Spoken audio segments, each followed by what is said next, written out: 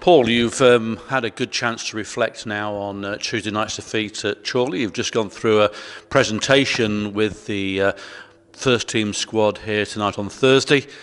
What do you think about York City? It's going to be a heck of a challenge, but one I think, listening to you, that we're well up for. Yeah, look, after reflection, I don't think it was that bad at Chorley. There's some really good parts of the game that I want us to work on, and but obviously the scoreline suggests there's one or two things we need to improve on. So but we've got a huge challenge ahead of us. I think it's 7 of the next 9 at least. I think away from home. Even the home ones, Boston, etc. The league's really, really competitive, and there's no easy games. But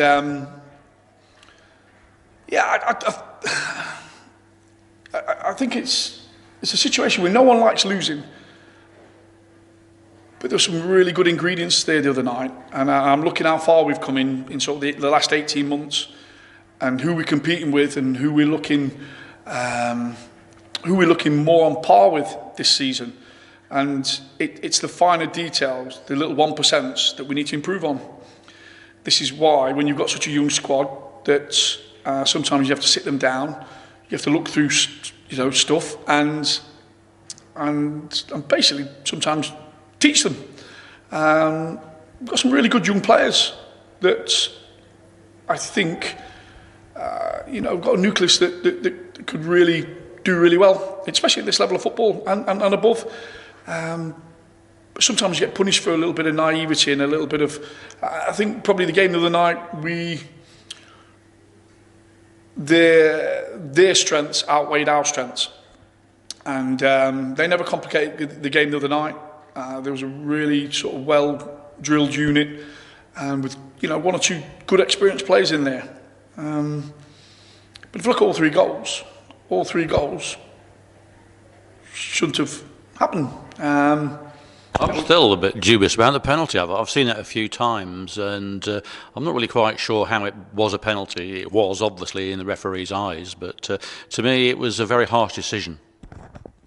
If we're talking about referees, I can more or less choose probably one incident in every game where I've sort of questioned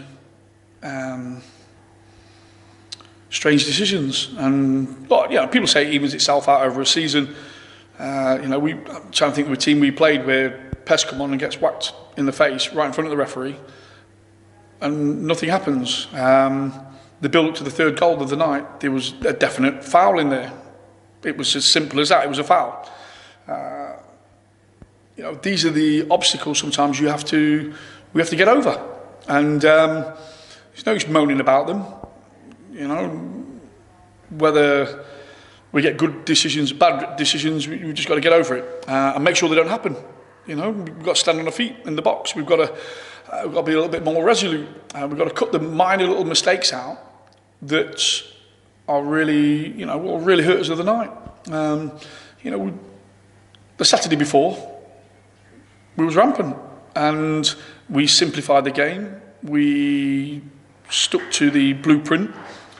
What I've asked the boys tonight is, even if we take 1 or 2 on the chin, I want us to get, make sure that we stick to our blueprint going forward, and nobody splinters off. Everybody sticks to their role, responsibility, and if we do that,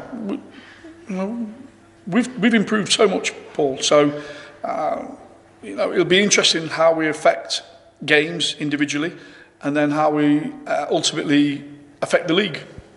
It's going to be interesting for me personally, because I don't obviously sit in with your pre-match and your sort of dressing down of the game prior, etc. Like tonight, I'm here looking at what you said to the players. They've taken it on board.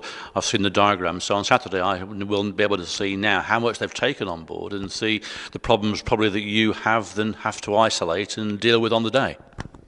Yeah, look, the game becomes more tactically, technically. But I honestly believe it's a simple game. And when you look at our stats, the stats are that we probably affected Chorley's last third more than they affected ours. The difference is that they took their chances, we didn't, and they was a little bit more proactive in the final third. The way they pressed, their organisational out possession, everything that we've done in spits and spats this season, we need to start doing consistently. What I'm trying to say, Paul, is that these fundamentals sort of materialising of a very good unit. But sometimes as young players, and that's what we've got in young players, is that they have to be more consistent with what we do. And, sometimes it doesn't work. And don't get too downhearted about it not working. Just be consistent. If you do things consistently, you usually get consistent results. So that's what I've just said to the boys. Don't get too downhearted over the result on Tuesday. It's gone. We made a few mistakes. But I was more disappointed in that we didn't stick to our DNA. And the sooner we get our DNA ingrained consistently in this group, the sooner we'll start and get consistent results like we probably did earlier in the season. So, the COVID, there's probably a little bit of a psychological block after the Buxton game. We was well in control in both games, in my opinion. 2-0 up, the first one with it was 20 minutes to go. We need to just clear that out of our heads and get back to the unit that we were. We looked a good side. We looked a good side Saturday, and to be fair, for large chunks of the game, we didn't look a bad side on Tuesday night. It's just sometimes, you look at Chorley, they've got that little bit of extra, probably in better areas than us. But we've got players that, I think when they're learning the game over the next 10 to 24 months, will develop into better players. So it's sticking to the plan, sticking to the blueprint, not losing your head, and going to York on Saturday and trying to get a real positive result.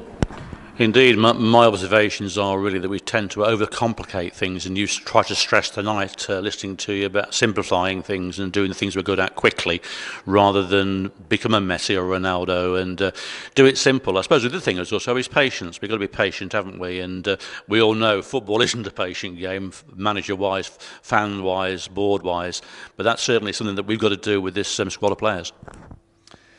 Yeah, look, people aren't patient nowadays. I think, that's just the nature of the beast. I said to the lads about, my sort of record. Usually, my teams don't start well in the season. I think the Mansfield fans actually started coming in Santa outfits in August and September, because we used to be horrendous then. But it takes a bit of time to ingrain a philosophy and a blueprint into a group of players. Sometimes it takes a bit of time because, especially with young players, because they've been ingrained with a lot of the lads coming through the 23 systems now are just taught. It's like one-dimensional. That's how they taught, and everyone tries to has the blueprint. They're not really taught how to properly win football matches, I don't think. And they come into this environment, and it is your livelihood. You've got to win football matches. And sometimes, the psychology, I think that, in my opinion, that's why a lot of the players, they come away from the big clubs and they disappear out of football, because no one's actually schooled them into the psychology of winning and how to win. And like I say, it's unfortunate, but that's, I came through on the old A system, the A-team system, where you played against, mature, proper, experienced pros. And, what you didn't learn technically, you did half learn tactically, and you learnt the schoolings of the game really early. So I understand the way that the game's taught to the players now, but I do think they need that understanding of how to win. And if I had one sort of criticism of us this season is sometimes we forgot, because of the youthfulness, of how to see out a game and how to win. So look, we can ignore it. We can sit around. We can hope, fingers crossed, or we can get the boys in. And sometimes the best place to talk to the boys is in the classroom. That's where we are now. It's in a classroom environment. it's a free forum, so the boys are quite. I embrace any kind of opinion that they've got. That way, it gets everything out in the open. It clears any grey from anybody's head. And look, Paul, we're talking now, and we're a million miles ahead of where we should be. I just think we've got a group of players that, nail one or two of the 1%, and it'll be interesting. Let's put it that way.